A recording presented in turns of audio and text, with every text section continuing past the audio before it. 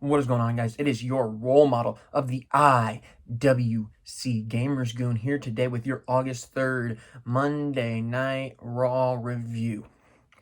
Now, I wanted to start this show off on a different tone because a lot of people are going to be negative to start their show. I want to start my show off on a joking manner, just so that the whole show is not just purely negative, because with this episode of Raw, we had a horrible, horrible show. So here, let's look at the meme. It's such good shit, isn't it, Vince? It's great. It's great. This Monday Night Raw was fantastic, wasn't it, Vince? It was just as everybody predicted it would be, right? Because throughout the entire day, we have reports coming out that at first, there were some negative reports talking about how Vince McMahon is in a volatile mood today during the tapings. A lot of how maybe it's been chaotic in the back. They don't know what's going on. It's a train wreck. People don't know what they're doing. They don't know what's for the next week's show.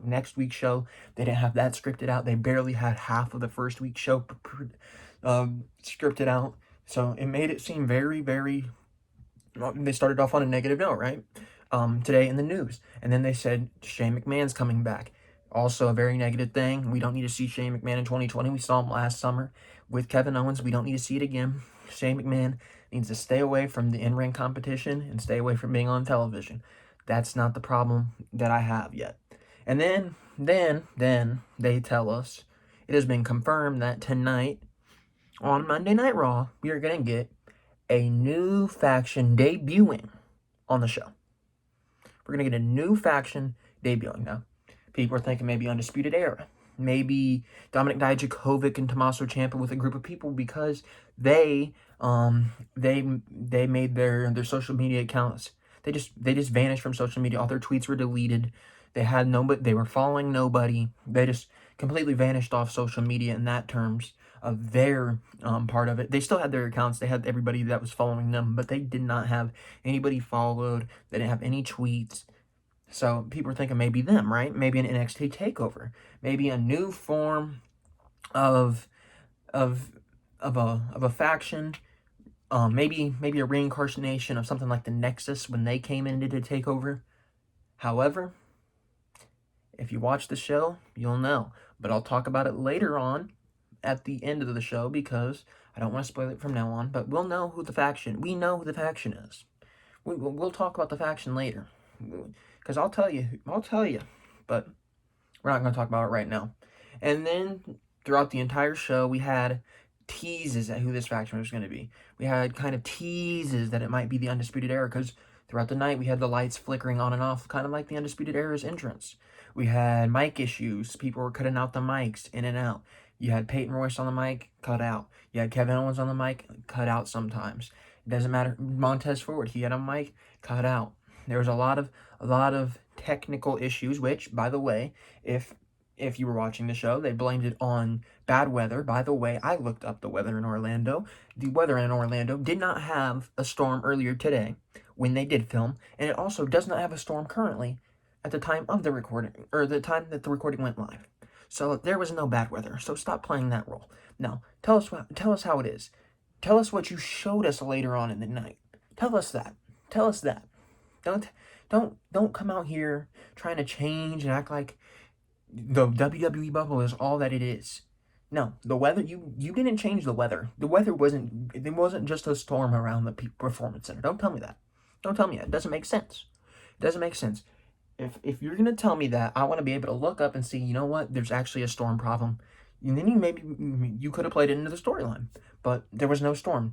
It was 93 degrees in Orlando. 93 degrees. There was not a cloud of thunder. There was nothing. Nothing that I found on the internet during this show suggested that there was a storm, either at this time and or the time of the recording earlier today.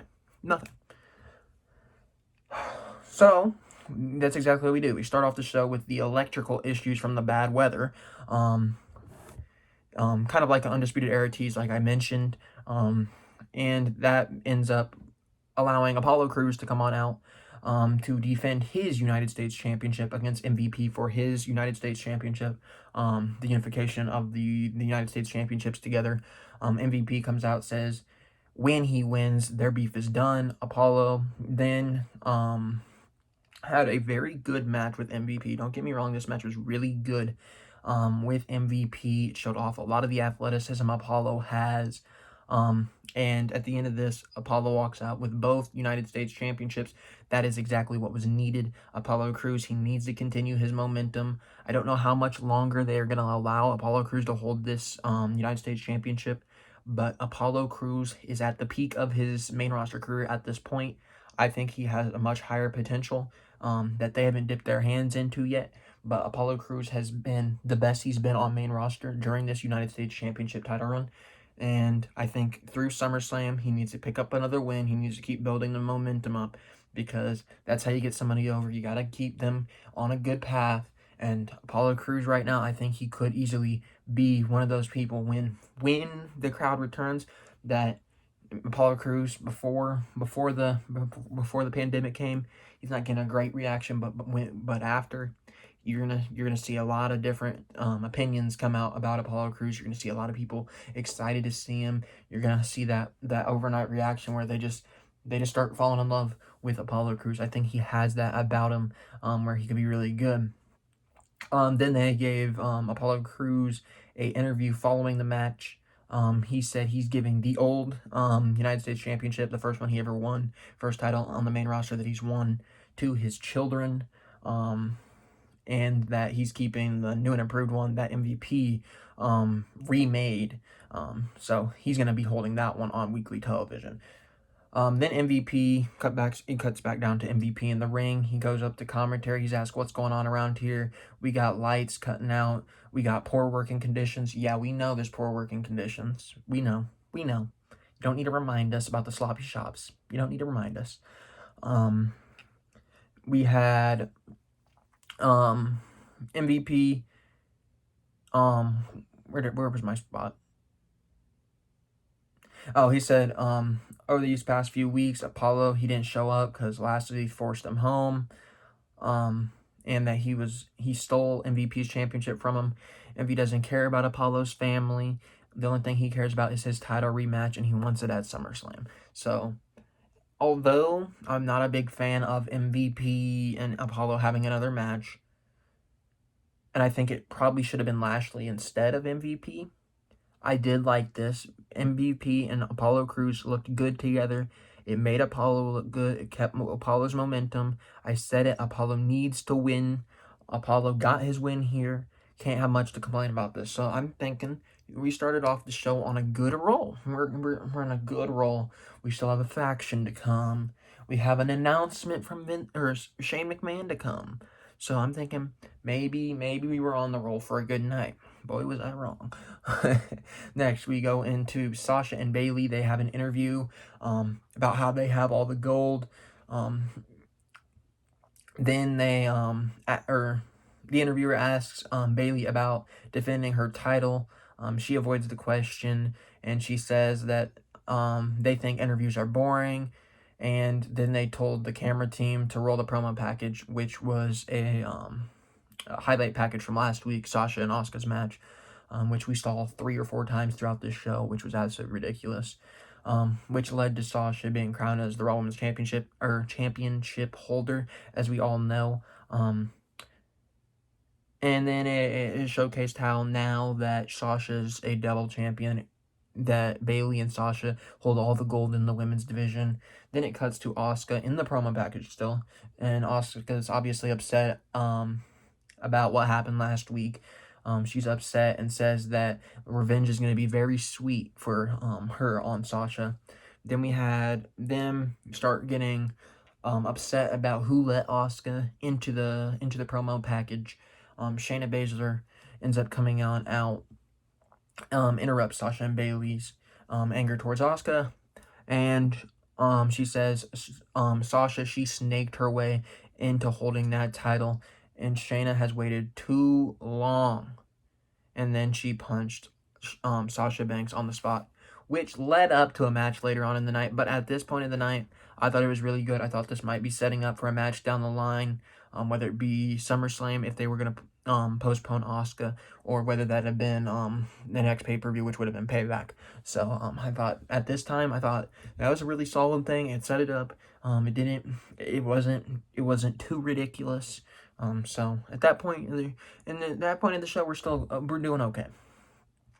Next we have Kevin Owens walking in the back. He's approached by the Iconics, and they asked to be guest on the Kevin Owens show. Kevin Owens, he said, you know what, I already got my guest. Then we go down to the ring. Kevin Owens, he brings Ruby Riott out to be his special guest for the KO show. KO asks about her being emotional after her win against Peyton Royce. She said that she hasn't scored a singles win since February. The Iconics have done everything they could to try to rub salt in the wound, just brag about that. And then she said she finally was able to shut up the Iconics bullshit. She said the only way it could have been better is if Liv was there to celebrate with her. Kevin Owens says, you know what? Speaking about Liv, I got somebody to bring out. He brings out Liv Morgan. Liv comes on out. She says Ruby asked her to listen, and since KO asked her to be on the show, she figured she might as well come on out. So let's hear what she has to say. Then Kevin Owens, kind of playing the intermediate kind of force here, trying to get them to go together. Says that this shouldn't be done because Sarah's gone. He thinks that it should be done because the both of them bring out the best of each other. He says it's worth hearing Ruby out. Then obviously Liv ends up hearing Ruby out. He said that she thought that her return everything would be the same, but everything changed, including Liv Morgan, and she was hurt by not being needed anymore.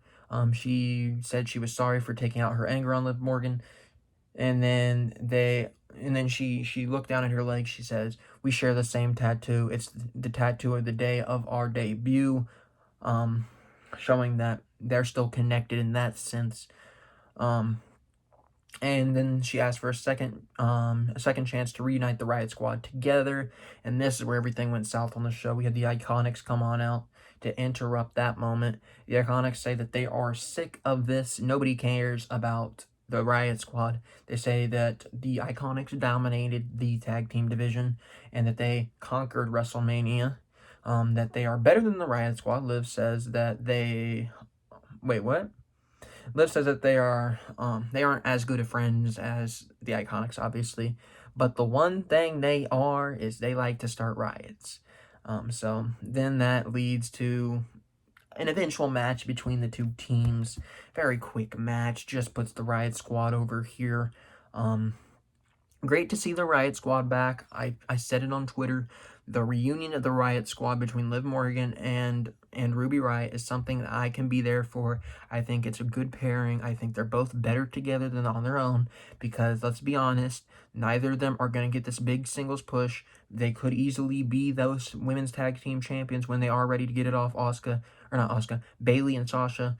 So we could easily see the Riott Squad pick those tag team titles up because, let's be honest, I don't see either of them getting a singles push anytime soon, and with the talent that Ruby Riott has in the ring and the talent that Liv Morgan has, I think it's a big misstep if they don't capitalize on getting those two in the ring. And putting them together is the way that you're gonna get them on television. So I like getting them back together here. It makes sense.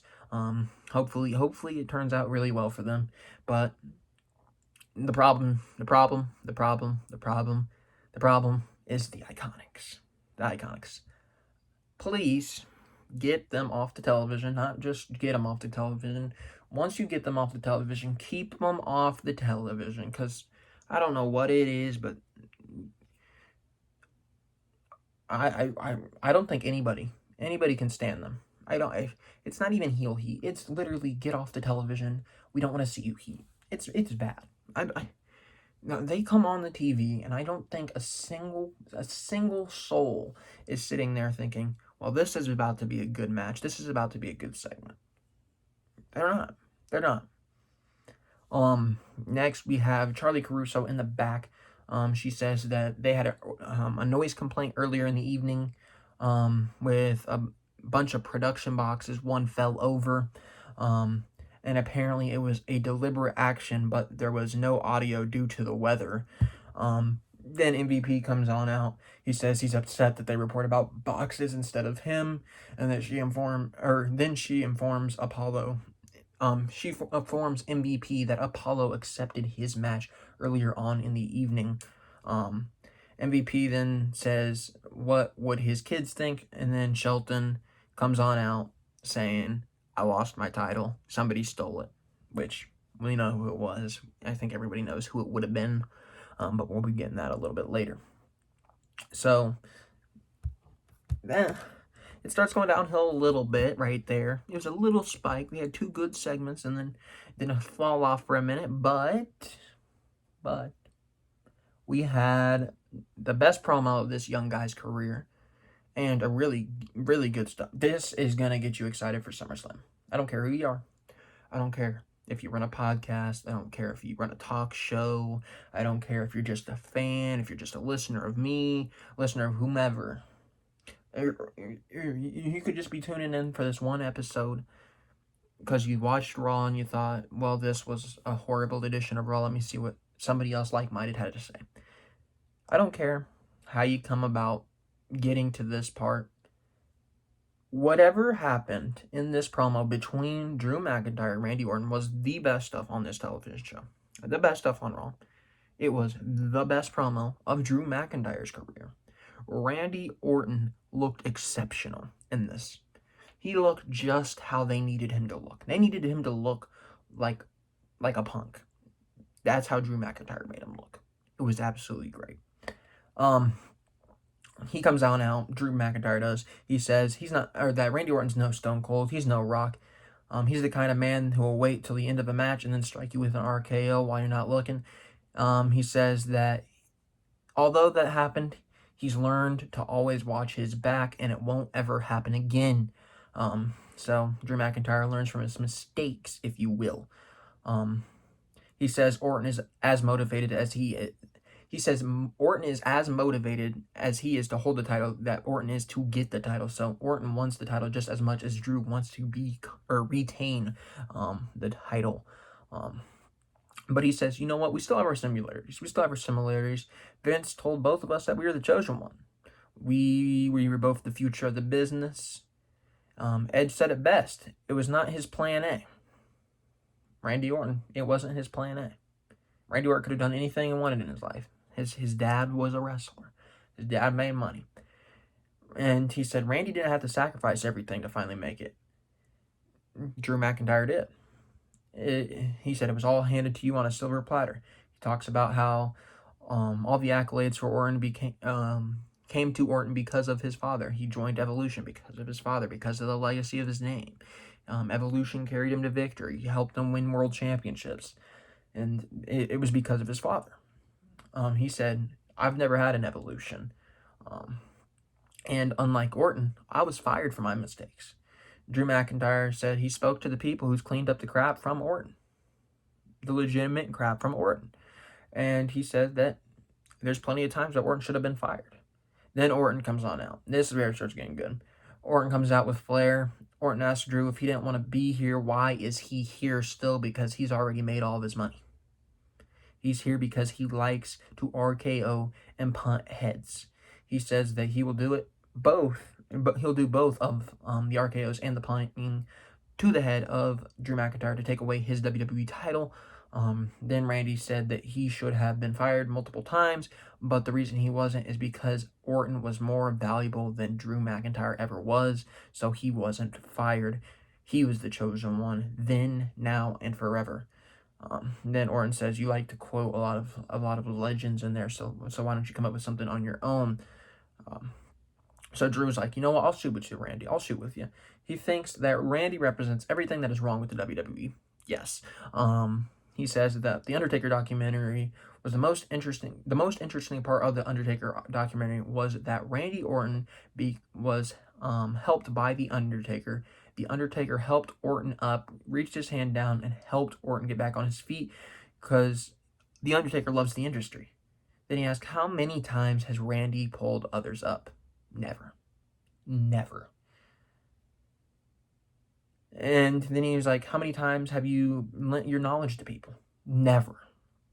And then he says, you know what? About 10 years ago, when Edge helped you back up and Orton walked down the same catering that I was in, I was at the worst part in my professional and personal life.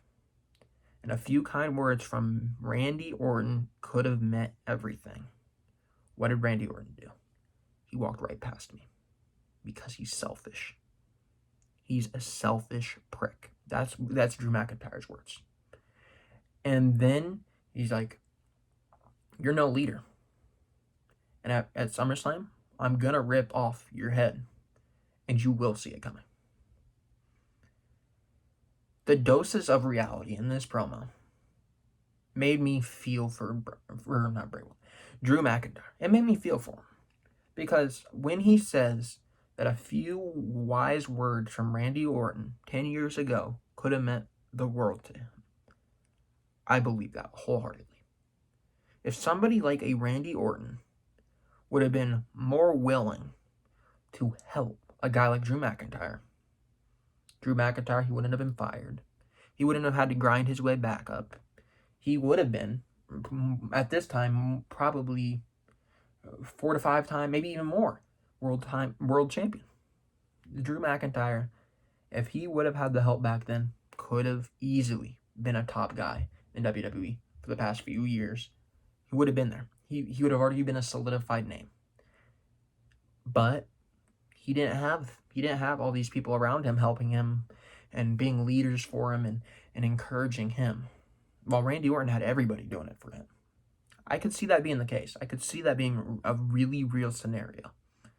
And unfortunately, it sucks because nowadays, I believe that a lot of the wrestlers in the back, and I imagine Orton's probably changed since 10 years ago. I imagine he'd be willing to sit down with a Ricochet or sit down with an Ollie or whatever to help them either polish up in the ring, build a character, cut a promo.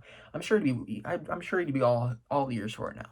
But the thing is, I think from back then, when Drew has a good point, back then they didn't give as much chances to everybody they give now.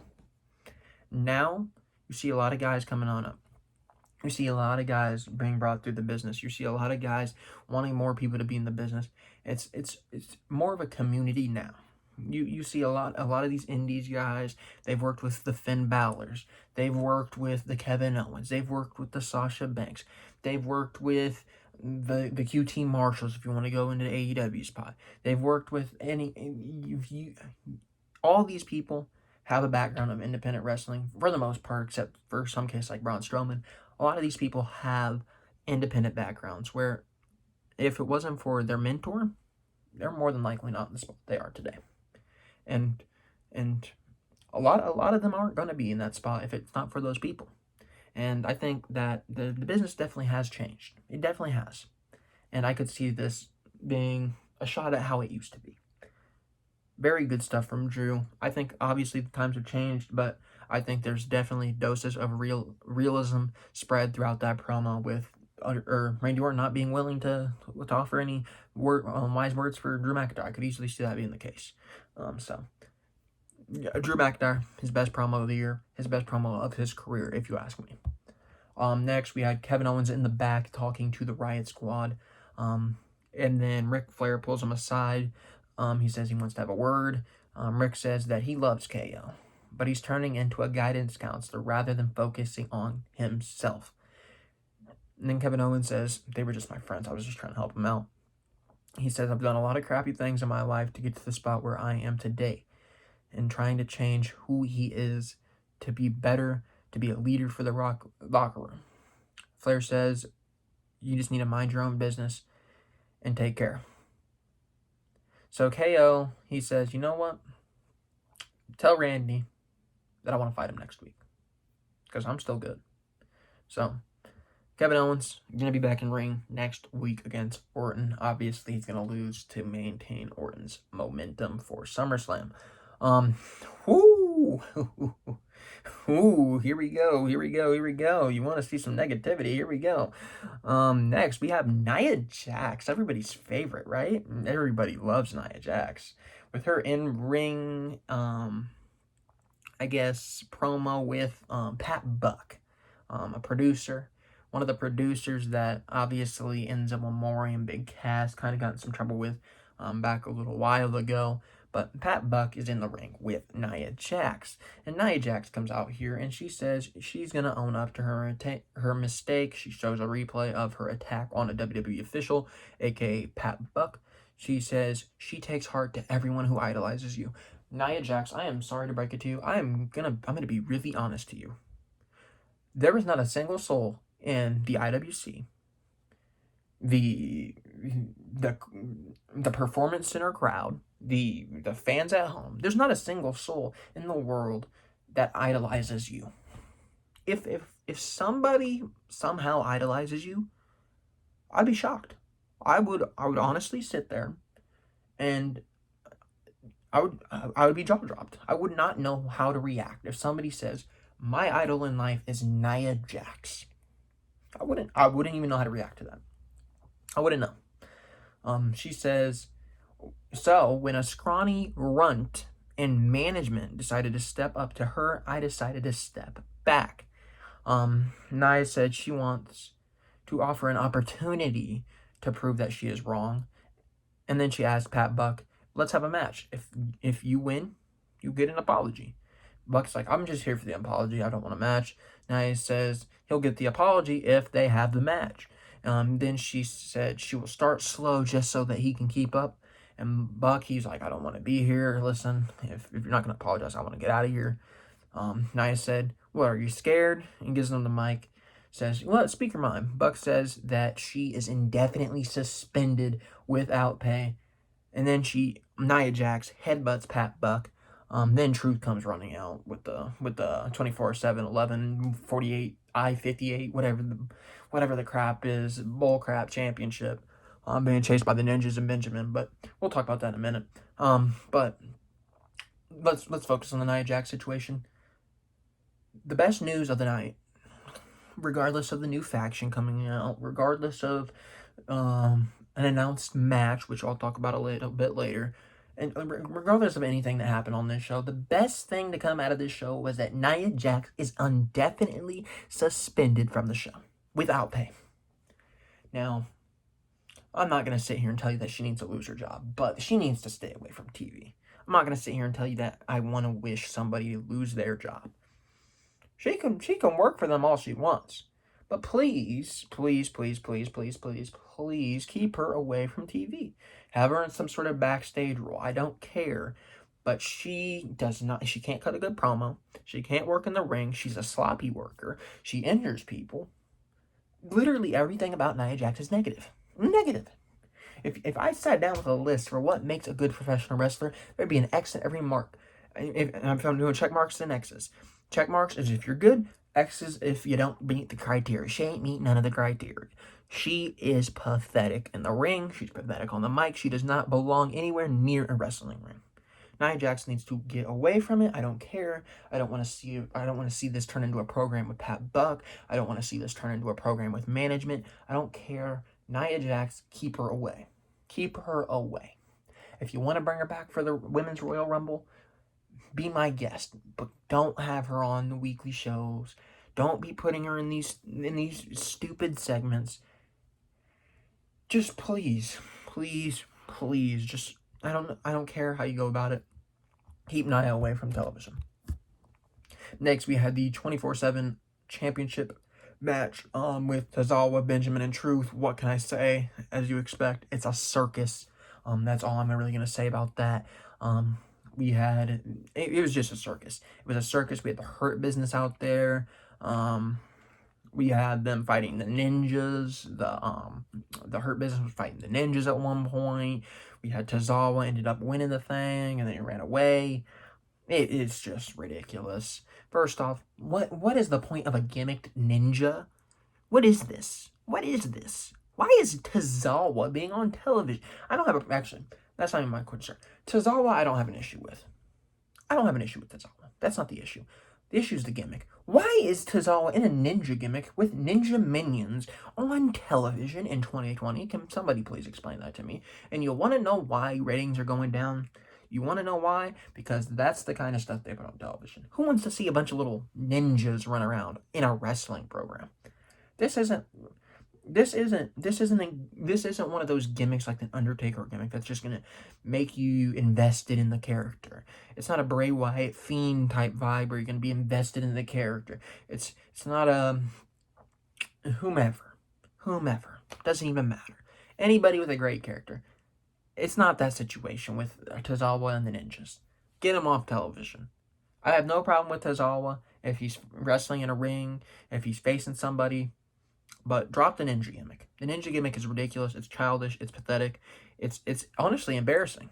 It's honestly embarrassing to have to watch that happen. And I honestly don't. I really want to know if I had a chance to talk to Akira Tozawa, I really want to know his thoughts on the ninja gimmick, because there's no way he enjoys doing that. He's no way. He looks stupid. He looks like an idiot. He runs around in circles with a group of ninjas that don't amount to anything. Have they won a championship? No, they won the comedy title as a group. There's what, 6, 7 of them? With that kind of numbers, you should easily be able to find yourself in the United States Championship picture, especially in the WWE, especially there where it doesn't take that much. You get a nice little dynamic behind you. You got a little group behind you. You're going to be successful. That segment was horrible. The 24/7 championship does not belong on WWE television. If you want to keep it, go on YouTube specifically. It needs to go away. It needs to go away. You can't have a 24/7 championship match in a normal style like they try to do here. They try to make this an actual match. They made it a triple threat match. You can't do that. It's a comedy title. Everybody's going to think the match is a joke. On top of that, it doesn't even belong on television. Third off, it's literally should... This kind of title belongs on like a 4-minute YouTube video. A 4-minute YouTube video tops, not a 3-hour television show. Keep it off the show. It's ridiculous. Next, we had Shane McMahon. He announces what he came here for. He says at the top of the 3rd hour, we are going to be running Raw Underground. Initially, I thought this was an hour after the show because it did say 10 Eastern time, and I thought it said Central, so I thought right after the show they're going to add another hour to the show. I was like, oh boy, I'm not going to get this review up till 1 a.m. But luckily, that's not the case. But unfortunately, the Underground stuff sucked. It was horrible. It was terrible. We'll talk about it in a little bit. But next, we go into Dominic Mysterio being interviewed, asked why he takes risks of being there without his father being there. Obviously, his father, Rey Mysterio. He says that it's easy to know why. He witnessed his dad get blinded, and his mind isn't in the right place after seeing that happen. He said, you know what? I'm here. You think I'm crazy now? What are you going to say when I tell you I'm challenging Seth Rollins at SummerSlam? Now, I am very interested in this match. Don't get me wrong. I think this could be good. But the one thing I did state is Dominic ready? Is he ready? He's stepping up on a big platform like SummerSlam. There's a problem. There's been people who've made their debuts on the pay-per-views. Ronda Rousey, for example. But the problem is she had history. She had big fight experience. Dominic Mysterio, no wrestling experience. All he's done is train. He's not been in front of a live crowd. Obviously, there's not going to be a live crowd there. But he's never been on that big of a stage. So is he going to choke or is he going to swim with the sharks? I don't know. But the one thing about Dominic Mysterio here is he is with the person that I think you could trust the most with putting on a good match. I'm not saying anything about his beliefs of how the business is ran. I'm not here to talk about his character or any of that. In terms of in-ring ability, this guy, Seth Rollins, can carry Dominic to a good match. But Dominic has to be working with him too. It can't just be one-sided. He needs to have a little bit of help from Dominic. Dominic has a semi-decent performance in this match, and I think it could be really good between him and Rollins. Next, we had Shayna Baszler versus Sasha Banks. Now, I'm going to crap on this, so I need to show you. I have no hate towards Shayna. and I have no hate towards Sasha. Two of my favorites. I have an autographed picture of Sasha sitting up on that wall out there. Shayna Baszler, if you've watched any of my NXT reviews when she was in NXT, if you wanted to see the Survivor Series one, if you wanted to see Raw before Mania, or the predictions of Mania, I praise Shayna Baszler at every moment. So when I'm sitting here and I'm telling you this, you know it's legit, because at every step of the matter, I vouched for both Shayna Baszler and Sasha Banks. This match had the potential to be really good. This was a pay-per-view quality match. This match could have headlined a SummerSlam. This could have been a SummerSlam match. I'm not saying it's the main event of a SummerSlam, but it could have been a SummerSlam match. It could have main evented maybe a Money in the Bank. I don't know. It depends how much hype this match would have drawn because of a story. There's no story, obviously, so I can't judge whether or not it would have been the main event of a SummerSlam or a WrestleMania. Because obviously, you need the hype around the match in order to be a secure main event for one of those big shows. But easily one of those B-level pay-per-views, I could see these people, both women main eventing this show together, because they're that good. We have this match start off, Sasha obviously starting with her trash talk in the ring, leading to Shayna getting pretty aggressive very early with Sasha. Shayna says, "It should have never been Sasha, it always should have been me," referring to being the champion. There's really not much else to this match. It was just starting to get good. We had a few backstabbers here or there. We had a few backbreakers. It was looking to be a really good start to a good match between Sasha and Shayna. And then this happened. We had Asuka come from behind Bayley, not Sasha. Bayley, not even in the match. She attacked Bayley. And then the referee, what did he do? He said, you know what? Disqualification, Shayna Baszler wins. After she attacked Bayley in the corner of Sasha. Bayley's not in the match. So why, when Asuka attacks Bayley, is it a disqualification? Why is the match stopped, huh? Why was the match stopped? Was Shayna hit? Was Sasha hit? I didn't see either of them take any contact from Asuka. Why was it stopped? Where's the logic? Somebody want to explain it? If you can explain it, please type it out in the comment section. I'm all ears if you want to try to explain that garbage. I said it before, and I defended them on, what was it? It was Backlash, I believe. The last pay-per-view. Where we had, Extreme Rules. We had Bayley come on in and be the referee. I said, you know what? I understand how they got there. It wasn't too horrible of an ending. It was a good match between Sasha and Asuka. Then the next Monday happened. I said, it was a good match once again, but the problem is that ending really was weird this time because a random camera cut in the middle of the match and then Asuka runs away. I understand why Asuka ran away, but the timing of it was really awkward. And then this occurs. You have a disqualification for somebody attacking somebody that isn't even in the match. They're really just trying to make Sasha Banks this year have the worst creative endings to matches possible. They really want to they just want to make it the worst possible endings. I swear. Because each week it gets worse and worse. I didn't have much of an issue with the one at Extreme Rules. A lot of people did. I understand where they're coming from. Last week's one I had issue with. It was worse than Extreme Rules. And then on top of that, we had this one this week where somebody attacked somebody that wasn't even in the match. And that caused a disqualification. It keeps getting worse and worse each week, people. I don't know how to tell you. They're getting more and more lazy as it goes with the women's division. It's really horrible. They are terrible. What else happened? Here? Blah blah blah. And then they come back from the commercial break. And they show this rerun of last week of Asuka and Sasha. And for a second, I thought, well, somebody in production messed up. This is last week's show because they didn't have last week on it. Nobody said this is what happened last week. None of that. Just cuts right to it. because it's sloppy. Come back to that, and we have that little rerun for a little bit. Then we have Asuka say in the ring that Kairi is no longer here, but all three of them are. Sasha's here, Bayley's here, I'm here, and that she wants her rematch at SummerSlam. Then Shayna Baszler, obviously still around the ring because she fought Sasha. She says that, listen, I don't want to fight right now. I want you to win back your Raw Women's Championship. Listen, I'm going to cheer for you. I'm going to clap for you. But I'm going to be excited to dismember you and take the title off you. Then Sasha Banks comes back out after already going back to the locker room after she wrestled.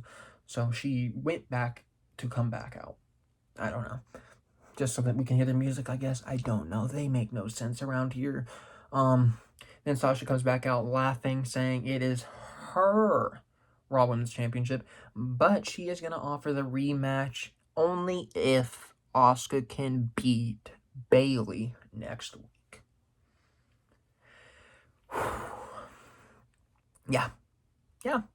Yep, that seems about right. We're going to continue to book the women's division with horrible endings. We're going to give them good matches. We're going to make them look good while they're fighting. But let's make them look like jokes, because at the end of the night, we're going to overly gimmick the ending of this match just so that everybody will look at this match up in arms and think, well, why are they doing this? I swear, the way they book Sasha Banks, you'd think they hate the woman. You really do. I thought, if it was my first time, if the last 3 shows with Sasha Banks in a title match was my first time watching Sasha Banks, I would sit there and I'd tell you, she's the champion, but they treat her like garbage, man. They treat her like garbage. They don't want her to have a successful win. They don't want her to have a win that makes sense. They just want everybody to be confused with Sasha Banks. And I know that's not the case with Sasha Banks. Sasha Banks is one of the best women's wrestlers in the world. If you don't believe me, I'll tell you once again. I've told you many times. TakeOver Brooklyn won against Bayley. The match everybody will talk about. Everybody has talked about it. They started the women's evolution. They are the reason why Ronda Rousey, Becky Lynch, and Charlotte main event in WrestleMania 35. That's no debate. Bayley and Sasha started the revolution. And the respect they get from the company, it's not there. And it's going to get worse. It's going to get worse once Charlotte and Becky return. I don't know if Becky's going to return. Obviously, she's having children. But when Charlotte returns, it's going to be worse for Sasha. Believe me. I wouldn't be surprised if Sasha holds it just for Charlotte to come on back and take it off from her. Why? Because every run Sasha's had, who's taken it off of her? Charlotte Flair.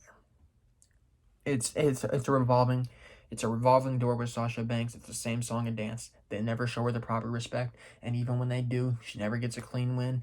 She never has a great title run. She never gets any of the respect she actually deserves. Sasha Banks is 1,000 times better than what they let her be on television. And she shows you that during her matches. You just overly book the endings. It's not a difficult concept. I can figure it out. I don't have any sort of contract. I'm not a creative writer. I can figure it out. Why can't they? Because of Vince McMahon. Next, we go into the back, and we have Angel Garza in the back, gifting a rose to this girl from The Bachelor called Demi. I have no idea who she is. I don't watch the freaking Bachelor. The Bachelor, it needs to stay far away from WWE television. Don't ever want to see another Bachelor contestant or whatever it's considered on this ever again, to keep them off. We don't need the TMZ tabloid drama on this show. This show's bad enough. Then we had Zelina come in. She's upset about it. Yeah, I'm upset too, Zelina Vega. Why am I watching Angel Garza flirt with somebody that shouldn't even be in the Performance Center, first off? And second off, doesn't even deserve to be considered in any of this? Why is she with a wrestling program right now? Why is she one of the ones that's allowed in the Performance Center? You couldn't invite an influencer. You couldn't invite somebody like whomever you like in the wrestling community. It doesn't matter. It doesn't matter. You could have invited any of the podcasts. You could have invited Steven Larson to make a special guest appearance. Heck, man, you could have invited literally anybody. You could have invited Bully Ray to come on. I'm sure he'd come on. You literally could have booked anybody on this. I mean, obviously you're not going to get the Garza stuff, but You don't let any of those people, you don't want any of those people that actually have an influence in wrestling, have some knowledge of what wrestling is. You don't let any of them come into the Performance Center for tapings, but you let Demi, who doesn't know a thing about wrestling, I guarantee you, from The Bachelor come on in. But you don't let any of these people that actually have a passion for what they do and what you do come on. I understand that the virus is something you have to take precautions with, but if you're letting somebody from The Bachelor come on in, why can't you let somebody that actually has a passion and wants to podcast and wants to do some of that, why can't you let them come on in? I'm not saying they have to be involved in the television. I'm just saying, why can't they be in the crowd? Why can't they be doing in the crowd? If you're letting people from The Bachelor come on in, there's no reason why you can't let other people come on in. Use your brains. Why is The Bachelor there? I'll tell you exactly why The Bachelor's there. I know exactly why. They didn't fool me. I know exactly why they're there. They're there because what do we have happening? We have a steady decrease each week. We had lowest rating, and then last week another lowest rating, and then this week might not be a lowest rating because they did play up the good old bait and switch. They did do it, so they might have a decent rate. They might have a 1.8. But they keep getting lower and lower each week. The interest is dying down. And it's not dying down in wrestling. It's dying down in WWE. SmackDown's ratings going down. Raw's ratings going down. NXT and AEW ratings pretty consistent. Their ratings down, down, down. It's worse and worse by each week, man. Worse and worse each week. It's really disappointing. It's really depressing. Think back a few years ago, they'd be able to draw easy numbers in the 2.0s. Now they're struggling. Now they're struggling to even get a 1.8. And that's on their flagship show on Monday Night Raw. Now, obviously, they switched Fox to their flagship show with SmackDown, but the show that they're known for, the show that's been 3 hours, the show that's been the face of the brand the last few years, Monday Night Raw, drawn a 1.6. A 1.6 as the premier spot for wrestling. I don't know. I don't know. But I'll tell you what. The solution is not going and dipping into The Bachelor. I don't care how good The Bachelor does. I don't care how many of these people watch The Bachelor.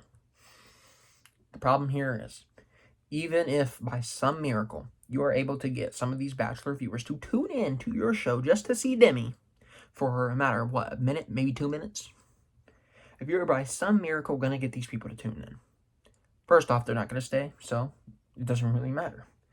And second off, even if they do stay, what's that going to mean for next week? Are they going to come back next week when Demi's not on the show? Of course they're not. They don't care. They don't want to see Demi. They want to see Demi. They don't want to see Angel Garza. They don't want to see Charlie Caruso cry about how she's not with Garza or whatever. She doesn't want to see any of them. They don't want to see that. They were there because of Demi. So once she's done with her little spot on the show, then what's going to happen? They're going to go off. And your ratings are going to go right back down to rock bottom. It starts with making stars. You can't just be bringing in these big names that don't even make sense, man. Why is The Bachelor being associated with wrestling? I understand it's wrestling entertainment. But The Bachelor is drama that just doesn't need to be on wrestling. It doesn't. Very disappointed. Very, very disappointed. Next, we had Raw Underground, and the disappointment keeps on coming, man. Jeez. This was the worst thing I think I've ever seen. I had a buddy text me. Shout out Alex if you're listening. He texted me. He said, what am I watching? I said, I don't know. I really don't know. And he's like, what is this underground stuff? It's horrible. What is it? I said, I'd love to sit here and offer you something, tell you that maybe it's going to work out. I would love to sit here and just try to get you about it, right? But all I said is, I'm going to read the text message, actually.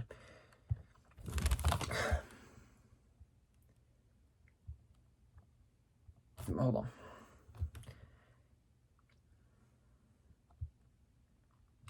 I said, I seriously don't know how this is don't know how someone thought that this was acceptable to put on television. Underground is the stupidest thing I've ever seen. It is a remake. It is a remake of Brawl for All, which was a terrible pay-per-view from 1988. Ratings are going to continue to get worse, and they are continuing to get more desperate. That's my exact words. That's my exact words to what is this Underground crap? What is it? I told you what it is. So it's a terrible remake of a terrible pay-per-view. Or not a pay-per-view. Terrible remake for Brawl for Y'all. It's just stupidity, man. It is really just stupid. If I don't know. I don't know where to begin. We had Shane introduce it, said that there's little rules here. He introduces Dabo Kato. I don't even know how to pronounce the name properly. He just runs through some guys, and he said, we'll be back from the Fight Club. It was a very stupid type of thing. You could tell they're desperate. They're just trying anything. They're really just throwing paint on the wall and hoping that it makes a beautiful picture. That's really what they're doing. They're trying to be Picasso out here, just splatter paint everywhere and hope that at the end it turns out to be something good. And I'm gonna be honest with you. It's not looking good. It's looking horrible. It is terrible. Yeah. Also in this we had strippers dancing around. I don't want to mention a lot about that.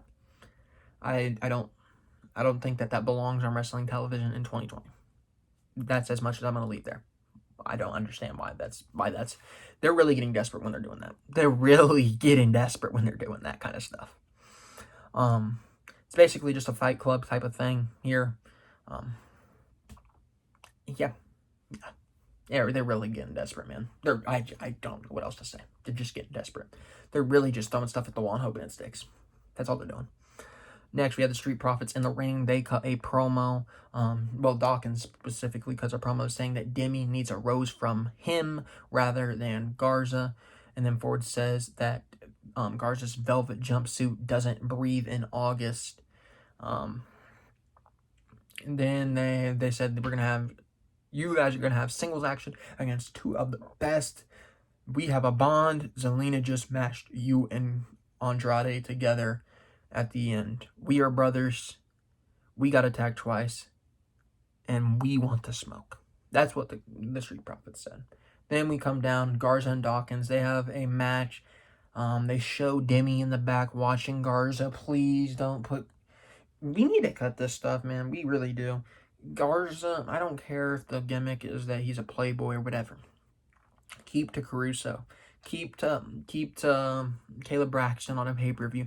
Keep to the wrestling realm. Please don't be bringing in The Bachelor. Please don't be bringing in just random attractive females for him to hit on just because we know that they're going to pop a rating because they have a name, they have a household name value behind them. We don't need any of that. Let's leave it like it is. Keep it purely in the wrestling business. I don't want to see The Bachelor again. Keep it away from... here we are, back on the tangent about the Bachelor. Back on the tangent about it. Keep it away from wrestling. Just push it away. Leave it in the past. Don't ever bring it back. I don't want to see The Bachelor on WWE television. Get it on TV. Oh my lord, man. And here we go with lazy finishes yet again. I really think somebody was sleeping on the keyboard while they were typing up this segment. Because what happened here is we had what I thought might have been a heart attack. Maybe he was dehydrated, he passed out. Montez Ford sitting in the corner of Angelo Dawkins. He faints randomly in the middle of the match. That cost Dawkins his match. He's worried about the well-being of his friend, his brother. Garza takes advantage of that, ends up winning. Lazy finish. And 5 seconds later, Montez Ford's perfectly fine. He's doing flips in the ring. He's doing all of his athletic, normal self.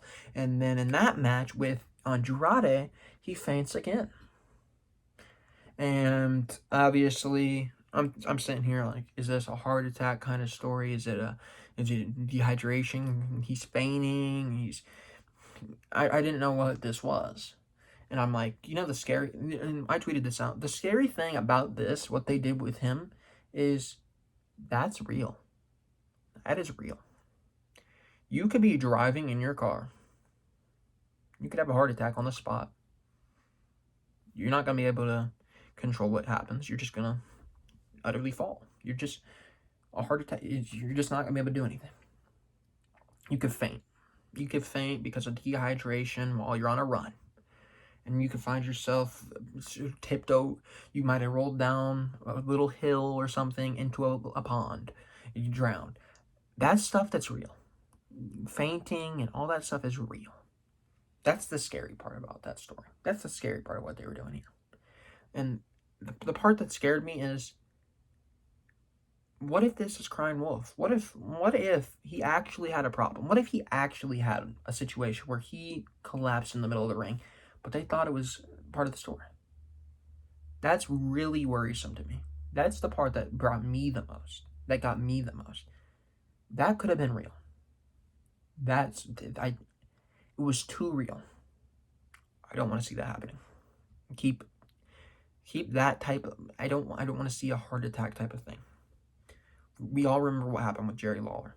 It was a tragic spot where Jerry Lawler had a heart attack, and he got brought out, and the commentary was visibly unnerved, upset, saw what happened to their friend.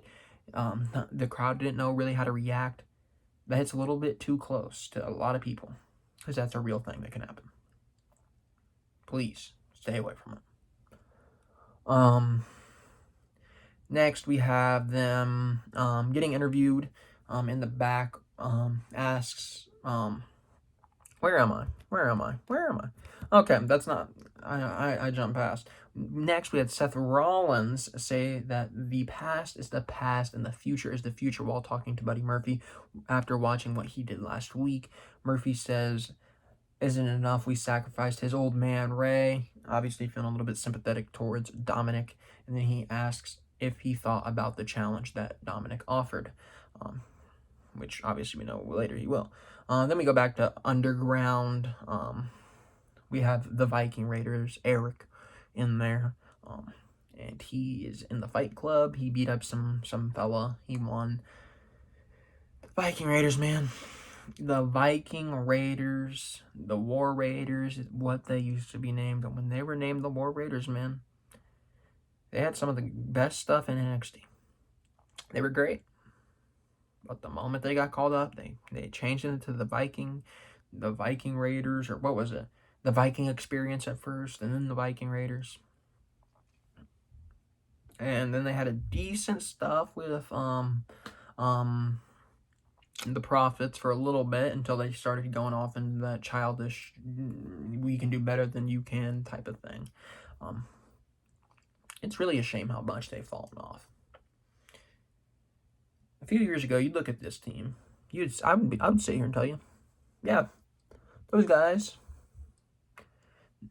they could sit there. They could hang with the best tag teams in the world. They'd be great Raw tag team champions. Now, they're not even a credible team. They're in the Underground Fight Club for Shane McMahon fighting random people. That's a shame. That's a shame how much talent they wasted with those two. That's just, we're done with that. Next, we had Charlie Caruso. She is waiting for the condition of Montez Ford. Garza comes by and he says that she knows that she's scared for Montez Ford, then he gives her a flower. Zelina Vega says that everyone is really concerned about the condition of Ford. He's a great competitor and a champion, and that wonders what that means for the Raw Tag Team titles at SummerSlam. Dawkins comes on out. He kind of looks like he's been a little teary-eyed. He says that, you know what, I think, and they think that he was poisoned before the match. Then Bianca Belair comes on through, obviously the wife of Montez Ford, and she's like, you know what, I think one of you three did it. Which one of you poisoned my husband? fess up right now. Then Belair attacks Zelina Vega. Next, they cut to a camera angle of 5 guys in hoodies, or 5 people in hoodies, I guess. We don't know if they're guys or they have girls in the faction or whatever. Making arson. They burned up one of the electrical, what's it called? One of the electrical things. I don't even know what to whatever. They burned one of those. They just throwing Molotovs at it. You know, casual things you do outside the performance center, because who doesn't want to burn a random electrical thing? Seems like a great idea, actually.